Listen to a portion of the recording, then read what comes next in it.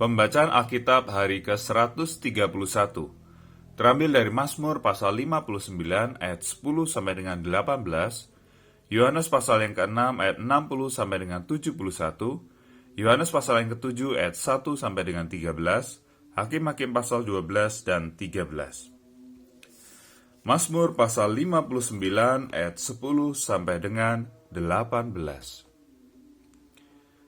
Ya kekuatanku, aku mau berpegang padamu, sebab Allah adalah kota bentengku. Allahku dengan kasih setianya akan menyongsong aku.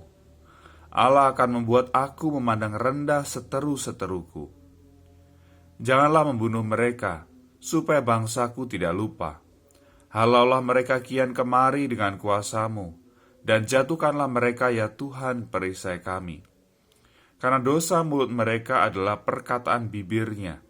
Biarlah mereka tertangkap dalam kecongkakannya, oleh karena sumpah serapah dan dusta yang mereka ceritakan. Habislah mereka dalam geram, habisilah, sehingga mereka tidak ada lagi, supaya mereka sadar bahwa Allah memerintah di antara keturunan Yakub sampai ke ujung bumi. Pada waktu senja mereka datang kembali. Mereka melolong seperti anjing dan mengelilingi kota. Mereka mengembara mencari makan. Apabila mereka tidak kenyang, maka mereka mengaum. Tetapi aku mau menyanyikan kekuatanmu. Pada waktu pagi aku mau bersorak-sorai karena kasih setiamu. Sebab engkau telah menjadi kota bentengku, tempat pelarianku pada waktu kesesakanku. Ya kekuatanku, bagimu aku mau bermazmur, sebab Allah adalah kota bentengku, Allahku dengan kasih setianya.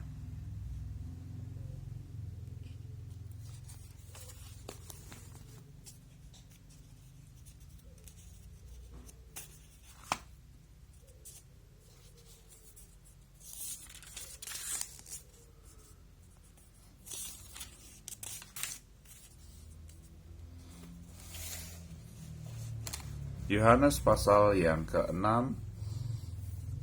ayat 60 sampai dengan 71.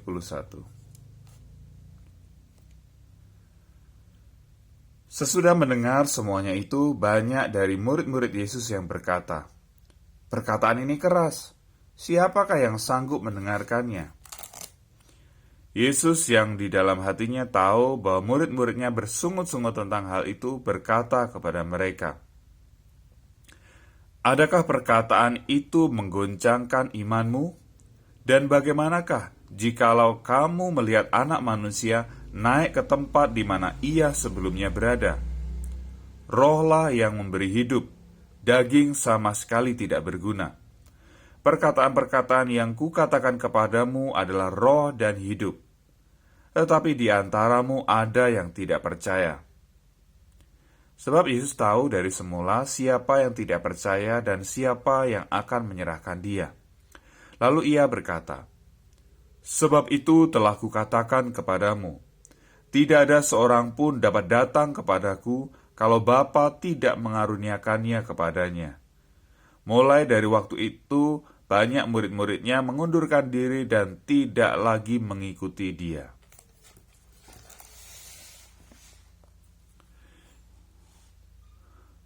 Maka kata Yesus kepada ke-12 muridnya, "Apakah kamu tidak mau pergi juga?" Jawab Simon Petrus kepadanya, "Tuhan, kepada siapakah kami akan pergi? Perkataanmu adalah perkataan hidup yang kekal, dan kami telah percaya dan tahu bahwa Engkau adalah yang kudus dari Allah." Jawab Yesus kepada mereka, "Bukankah aku sendiri yang telah memilih kamu yang 12 ini? Namun seorang di antaramu adalah iblis." Yang dimaksudkannya ialah Yudas, anak Simon Iskariot, sebab dialah yang akan menyerahkan Yesus. Dia seorang di antara ke-12 murid itu.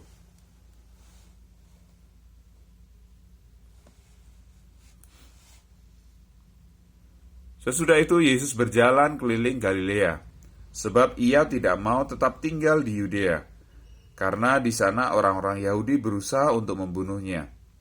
Ketika itu sudah dekat hari raya orang Yahudi, yaitu hari raya Pondok Daun. Maka kata saudara-saudara Yesus kepadanya, "Berangkatlah dari sini dan pergi ke Yudea, supaya murid-muridmu juga melihat perbuatan-perbuatan yang engkau lakukan. Sebab tidak seorang pun berbuat sesuatu di tempat tersembunyi, jika ia mau diakui di muka umum. Jikalau engkau berbuat hal-hal yang demikian, tampakkanlah dirimu kepada dunia." Sebab saudara-saudaranya sendiri pun tidak percaya kepadanya.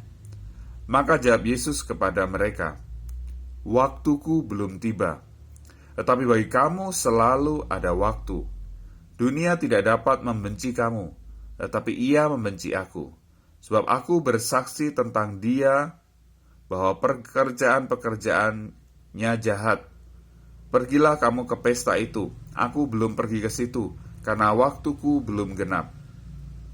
Demikianlah katanya kepada mereka, dan ia pun tinggal di Galilea.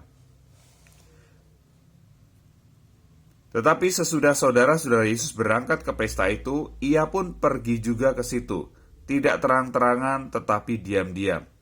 Orang-orang Yahudi mencari dia di pesta itu dan berkata, "Di manakah dia?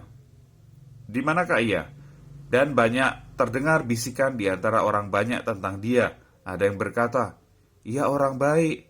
Ada pula yang berkata, "Tidak, ia menyesatkan rakyat." Tetapi tidak seorang pun yang berani berkata terang-terangan tentang dia karena takut terhadap orang-orang Yahudi.